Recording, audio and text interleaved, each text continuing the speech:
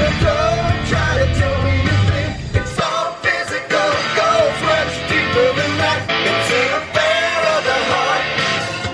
Good morning, everybody. Welcome to day 2 of MegaCon. MegaCon.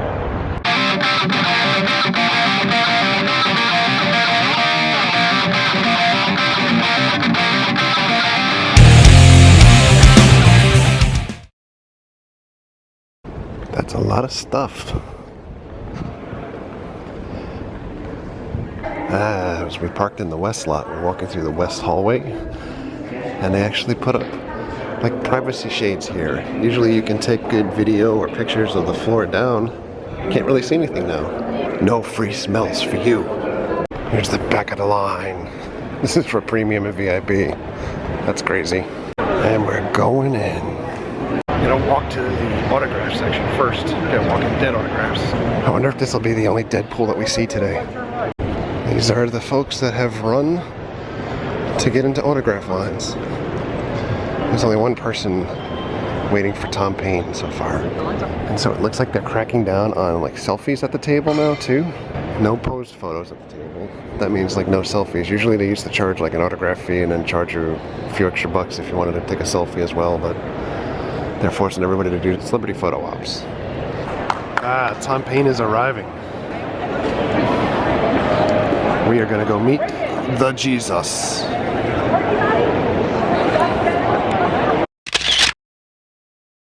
Alright, so we wrapped with Tom Payne. Now waiting for Lenny James to get here. Morgan. Will he be here today? No! He will be here tomorrow, though. Lenny James decided to cancel the morning of the show. Yeah. Tom Payne, super cool. Spent time talking to him, comparing beards. Couldn't take pictures at the table like they normally do, so they kind of lock you into doing photo ops instead of selfies. Let's see what other trouble we can get into here. Chrisopher Lloyd is here. Adam West is here. He's got a big line. There's people cheering over there for something. Bill Shatner's here again. Oh, this giant line over here is for Stan Lee. Holy cow.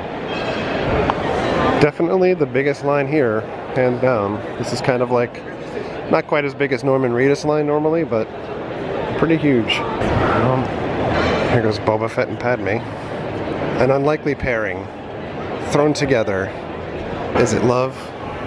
The Emperor is here. This has got to be one of the best photo ops. Little Jurassic World Roxy deal going on.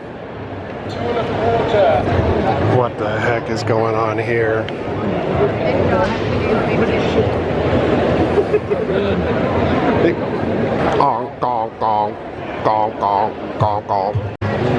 The way it should have ended. The Emperor's reaction to Kirk being dragged by Gorn.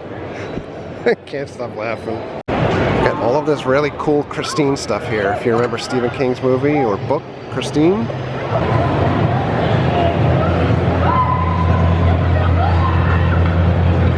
All kinds of media. Different iterations of the book.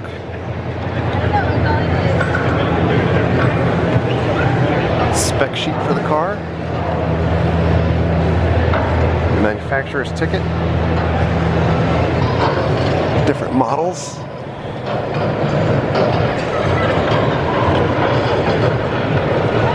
I love that that's signed by Stephen King. He is one autograph that I would love to have. Tons of movie posters. Another movie poster. And back there is Christine. That is amazing. There you go. Cosplayers have their own pretty significant area here. So some of them have elaborate photo displays, like the Frost Sisters. There goes Abraham. We've got a whole set up here for Cecil Grimes. There you go, Cecil's charging 20 bucks now. Free picture with your own device, selfie included. Got like steampunky type items made with everything. Household items, bike chains, screws, bolts, nuts. Check out Megatron, the Predator, Alien? You're coming back here after that.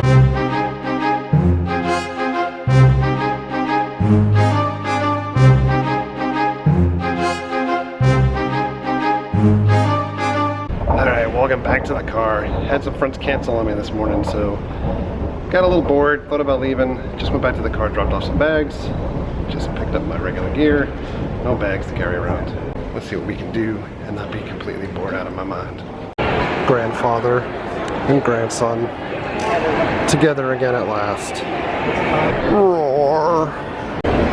Checking out toys. They have a Nelly figure, $5. Something says I have to have this. Check out Ultra Sabers. These are handmade, high quality hilts.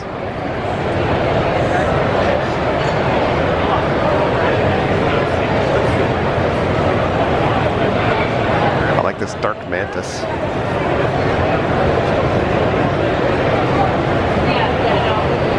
No regular mantis over here. I do like the dark one with the black. I think I like the silver one better. Teenage Mutant Ninja Pepsi. They finished putting the display up. You can sit down on the couch, enjoy a slice of pizza. Oh, look at this. Free masks. Got a free Raphael mask and it has Velcro on it. That's cool. Go, go, Godzilla. Roar. Is this Chewbacca or is it his son Lumpy? It might be Lumpy. I wonder if he's going to be the only Deadpool I see here this weekend. Wait, there's more pools. I wonder if these are going to be the only Deadpools I see this weekend. Group picture. So if you remember yesterday, we were over here and we took a couple of pictures, like selfies and video of the Batmobile and the Batcopter, the Batcycle. Nobody was here. And you do have to pay to take photos next to the vehicles. But now, check out the line just to get in there to get near the vehicles and take a picture. And pay for it. That's amazing. So correction, this line is actually for a photo op with Burt Ward and Adam West along with the Bat memorabilia. So it's not too bad of a line actually for an official photo op. Now these massive lines are for other photo ops that are happening. That is crazy. Behind those heads is Chrisopher Lloyd. There he is. Part of his head. There's like 3/4, half. 40% Chrisopher Lloyd. Wait, here's the appropriately sized Chewbacca. Go, Chewie. We saw your son Lumpy before. I love this bag, but I know we get crazy dirty. This is 20 bucks worth of food. That is the barbecue sampler with mac and cheese, a Diet Pepsi, and some water. We're following the well-organized line to get into the Chapin Theater for a Bill Shatner panel. We got good seats for Bill Shatner, but more importantly, we got a meeting of the Kevin Smiths here. The 50th anniversary of the classic known as Star Trek.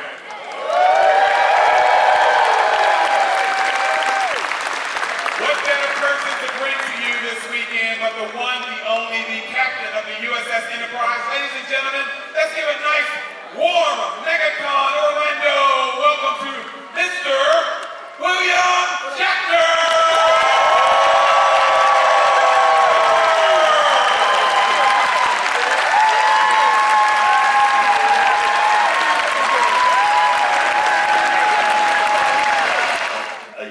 Starting off, like with an audience, what do you say first? Like, hello, So, and the questions, I'll take questions in a bit, and I'll find out what you want to hear. No, you can't cry like that now. Wait a little while, then we'll all cry together. So, is that good or bad? Is it a baby? Oh, it's a baby. I haven't heard one of those in a long time. So, what would you like to know? Right close to the mic. Oh, that almost much louder. So first I'd like to say that I'm a huge fan. Okay, you can say that. Say that twice.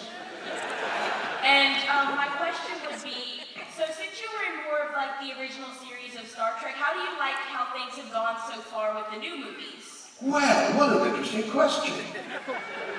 Were I to say anything negative,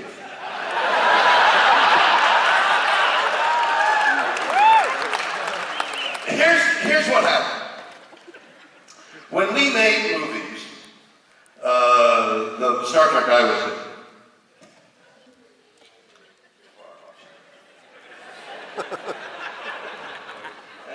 now we can get intimate. No, not that intimate, but intimate. When we made the movies, when I was in seven movies for Star Trek, I even got to direct one of the movies, which was an enormous experience in my life. They gave us a budget of $30 million. Sounds like a lot of money, and it is a lot of money. Except movies cost $200 million and $300 million.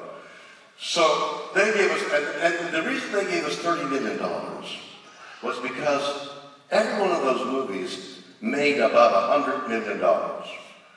Sounds like a lot of money, except movies make $1 billion now. So, and the budget, the way they established the budget is that figuring out how much money you can make, you spend a third of it on the movie, a third of it making prints and equipment and advertising, and the other third is for something else. And so it's a multiple of 3. So they knew after the first or second movie that we were going to make $100 million. They only gave us 30. And by the time the 6th or 7th movie came about and the budget got a little bit higher, they weren't making a great deal of money. They being the studio, they decided to bring in the new cast, and they didn't do so well. So it looked like there was a ceiling of $100 million gross on these movies. Along comes J.J. Abrams. He solved the problem. What's happened in movies today is that where Cecil B. DeMille, years and years ago, would hire 10,000 extras. And all right, we're ready, and 10,000 people would march, and the horses would prance, and the wagons would go, and it was a spectacle. None of that exists anymore. What exists is computer graphics. They have these talented people that draw. I mean, how about those hordes of soldiers that come down from the mountains and ride horses and smash them? None of that is real. Do you know what actors look at when there's like a monster coming at you? They put up a light stand, like maybe 10 feet high, and they put a little cross of white tape, like adhesive tape, up there. And they say, okay, Bill, the monster's going to look like, well, it's got a thrashing tail, and it's going from right to left, and now it looks at you, and it spits flame at you. Okay, ready, action. I'm looking at this piece of white tape. Holy cash, look at that! You don't see anything, because it takes a year for them to draw it and make it look alive. So J.J. Abrams had mastered that whole idea of making a spectacle. And also, computers and the computer magic progressed over the years. When I was doing the series,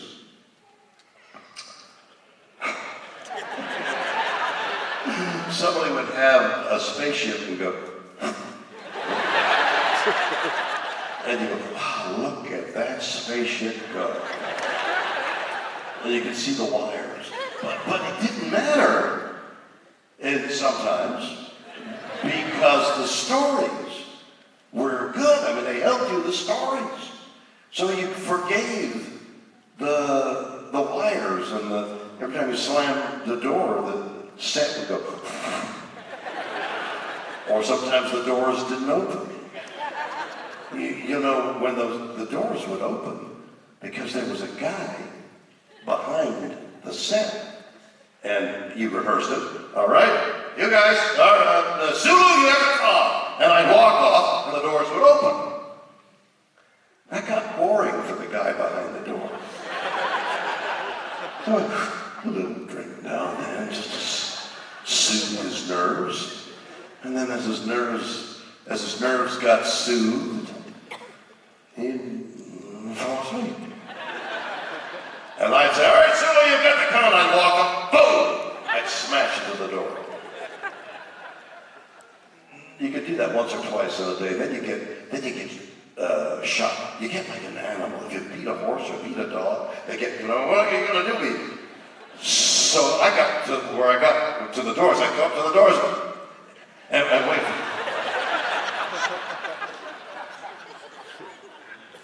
So J.J. Abrams solved all that with technological magic. Stories are good. The actors are wonderful.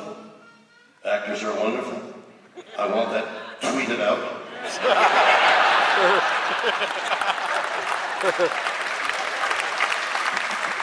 And the movies make money, and the new one's coming out.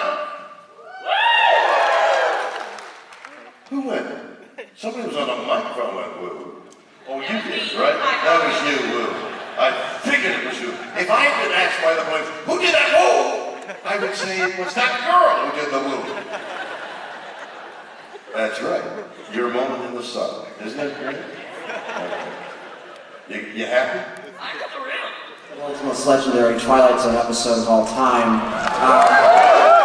We're all Trekkies here, but I'm also a huge fan of Rod Serling's work on the Twilight Zone. So in the episode, I just want to know, you've taken lots of planes in your life. Do you ever look out the window to see if that creature's there? See, you think you're kidding.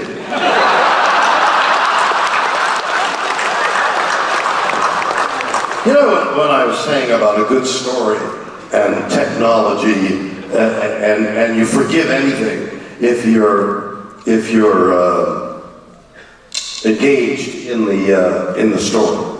So there's this half-hour show about flying on an airplane, and I look out the window, and the guy is a Czechoslovakian acrobat in a little furry suit. And he's standing on the wing of a 500-mile-per-hour jet airplane.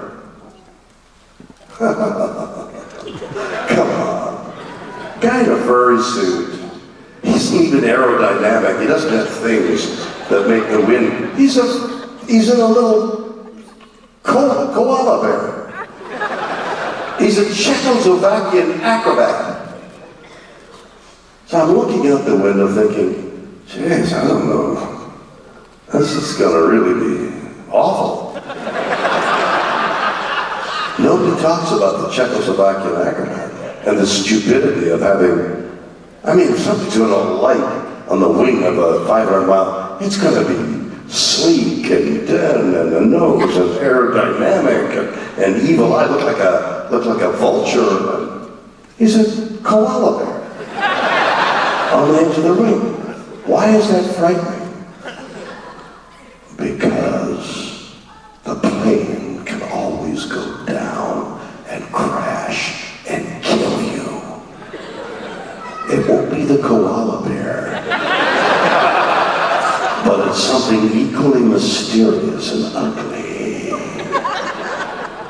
When my kids saw the thing, they began to play the game. They would say, whenever the three children and my wife and I would get on an airplane, they'd say, Dad,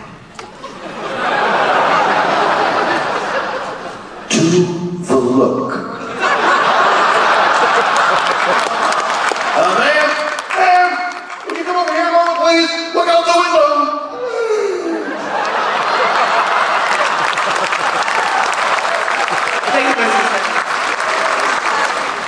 I'm going to switch fantasy worlds just for a second because this is an insight to people. If you lived in the Harry Potter world and you were in Hogwarts School of Witchcraft and Wizardry and you were put underneath the sorting hat. Put underneath the what? The sorting hat. The little big, hat. Oh, okay. The magic hat. Right? The sorting hat. What house would it put you in and why? What house? Yes. Gee, I don't know enough about it. What do you mean, what house? Oh no! Slytherin, Right. Ravenclaw, Hold on a second. What does she mean? What? What is it, a special house? Okay, I'll change my question. I think you're a Gryffindor, by the way. Wait a minute. I gotta get it interpreted here. What? Gryffindor. Gryffindor. Yeah. Yeah. He's a Gryffindor. Yeah, see, only these people clap. Everybody else was silent. That's because they're Slytherin. Because they didn't know what the hell I'm talking about, yeah? Anyway, I love you, by the way. You're awesome. Thank you, dear. Is that your, what is the inner meaning of that question? Because each house has an inside view of a person. Of And what? I wondered what you felt about yourself. Each house has an inside view of themselves? Yes. Each Ah. house, you know, so like a Hufflepuff thinks of himself in a certain way, a Slytherin, a Gryffindor. Okay, so your question is, what do I think of myself? Yes.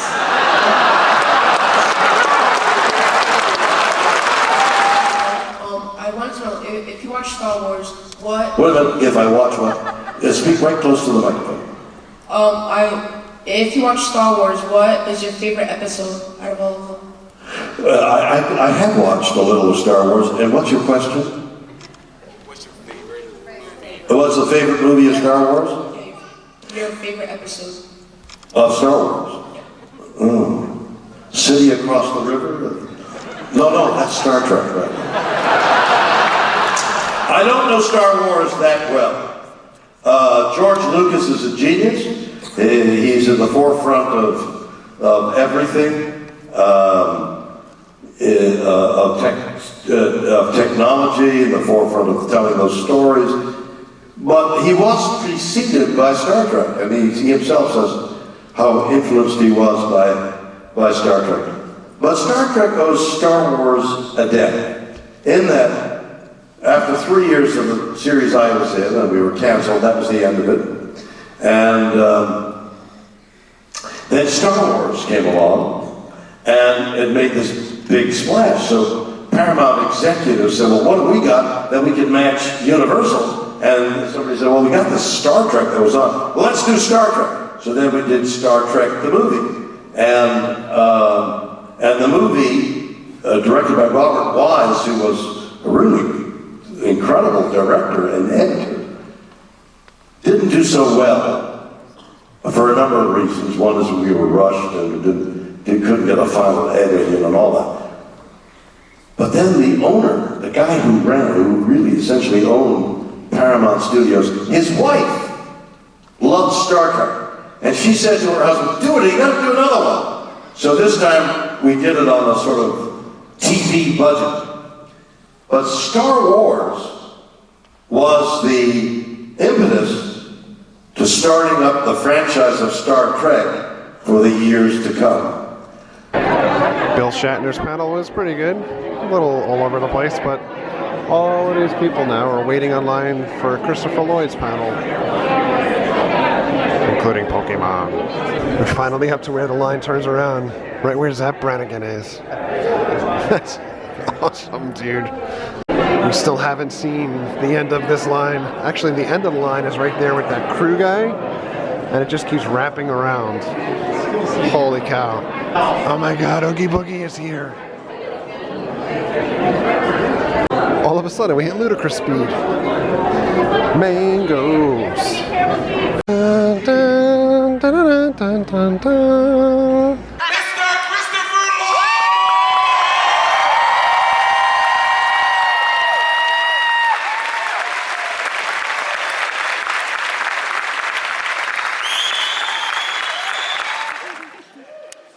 What a group.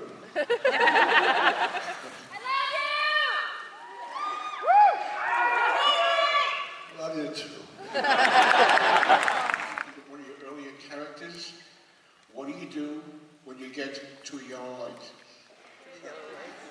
Wow. Duh. That's so fun. That's good. How's that? Just about. Doc, whenever he opens his mouth, it's to explain something that has to be explained very scientific language. So, and that you can't do that in one word. So he would. Yeah, you would think somebody would have maybe cue cards in the distance for you, to hold up. Did that happen?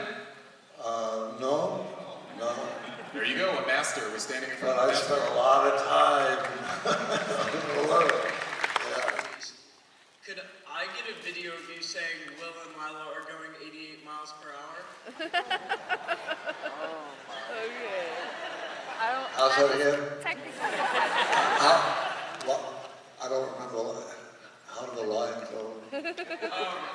Will and Lila are going 88 miles per hour. How about if he tries to do any line that you remember from Back to Future in the character of Doc Brown? 1.21 gigawatts. He's thinking, give him one. 1 second.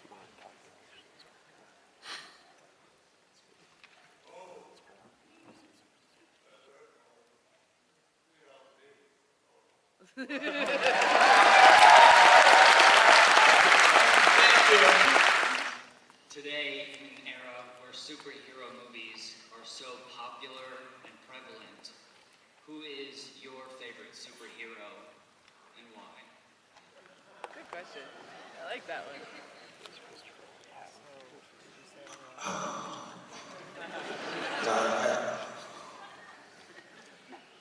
I guess when I first became aware of superheroes, it was an earlier time. I know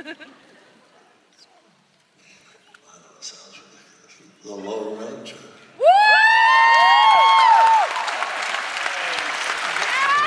So my favorite movies are Back to the Future and Who Framed Roger Rabbit. And when you filmed both those movies, did you know they would be the massive successes they are today? I'm sorry, I couldn't quite hear that.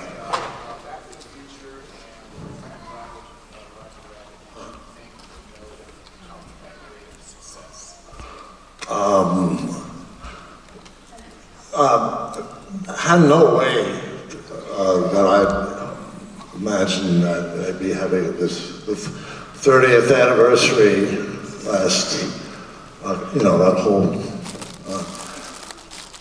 of it. If something like that coming up 30 years after opening, you kind of just hope the show opens and it has a good run first time round.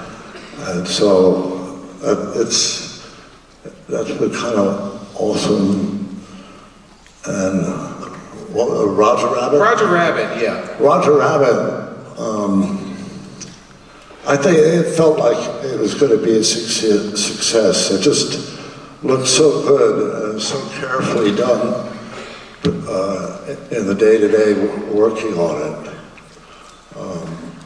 And it was so kind of an ingenious concept, bringing all those toonies back together again. So. Heading back to the floor. It's fun. Here's Deadpool. I wonder if he'll be the only Deadpool that we'll see here this weekend. How many times is he gonna get shot? Every time there's a reason. How many packs do I have to buy?